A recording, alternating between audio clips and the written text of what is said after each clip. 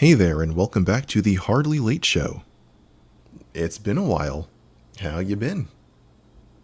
I've been doing well. You may have noticed that I took a bit of a hiatus. Nothing too dramatic. I just spent the past few months working my 9 to 5, traveling, and spending time with family and friends.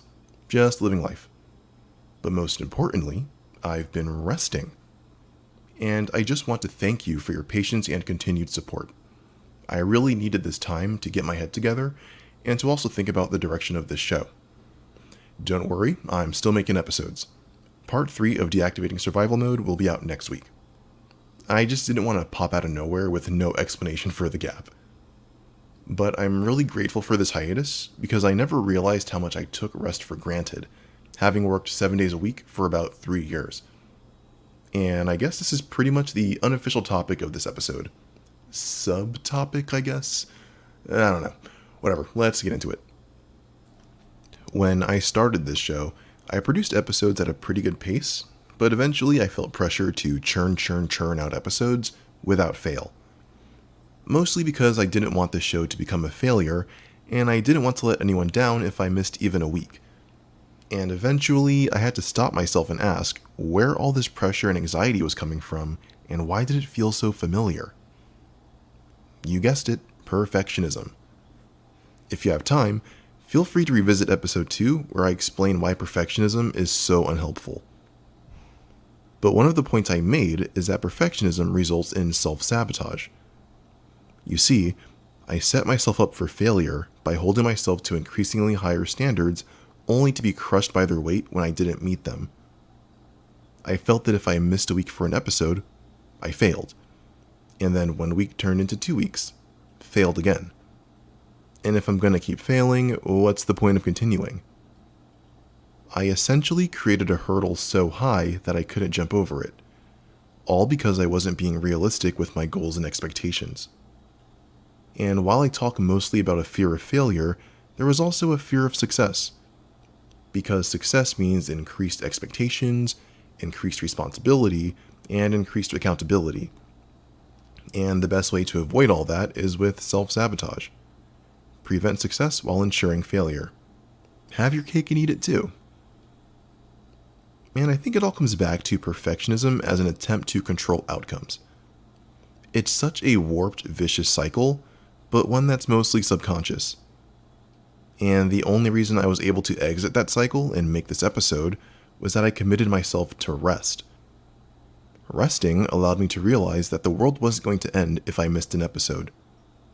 Resting allowed me to accept that this podcast isn't going to spontaneously fall into a black hole, never to be heard of again. Because the internet is forever. And whether you're listening this year, next year, or 100 years from now, I'm grateful. To backtrack a bit, I mentioned in episode 1 that I quit my part-time job back in February. And while it was very liberating to do so, it caused me a lot of anxiety. I finally got my nights and weekends back, but ironically, I rarely used that time to rest. In the following months, I kept feeling like I was forgetting to do something, or forgetting to be somewhere, only to remember that, no, yeah, I quit my part-time. But I still felt that I should be doing something productive with all this newfound spare time. And at first, that was one of my motivations for starting this show, because I thought I just liked to be busy. However, this hiatus taught me that that may have been the wrong impetus.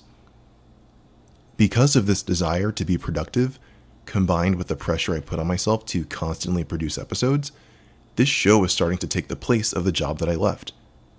And I'm not looking for an additional job. And that's not what I want this podcast to be. This podcast is a passion project and a way for me to share my stories and experiences and to connect with you and hear yours. Leaving my part-time job was a golden opportunity for me to rest, reconnect, and rediscover myself outside of my relationship to work and productivity. Who am I, or rather, who could I become, if I just allowed myself to step out of the rat race for even a moment? I spent so much of my life defining myself by my accomplishments and doing what I was supposed to do, and working 7 days a week was symbolic of that. Or at least I thought. While that was helpful to establish stability in a material sense, I ended up becoming unstable internally. I worked so much that I had insomnia, stress, and poor eating habits. My motivation for accomplishments and working nonstop was mostly fear. Fear created by feelings of lack of security, lack of resources. Always feeling like I had to constantly jump onto the next platform before the previous one gave way. And that's survival mode in a nutshell. And one of my personal goals in life is to deactivate survival mode and overcome my fears so I can live the life I actually want.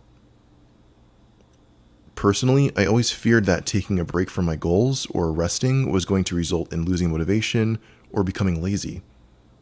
Little did I know that it was the opposite. Perfectionism and overworking myself created way more complications and a desire to give up than rest ever did. And I apologize for allowing perfectionism to affect this podcast. Another example of my perfectionism was that I felt that I always had to have something poignant or high-minded to say every episode.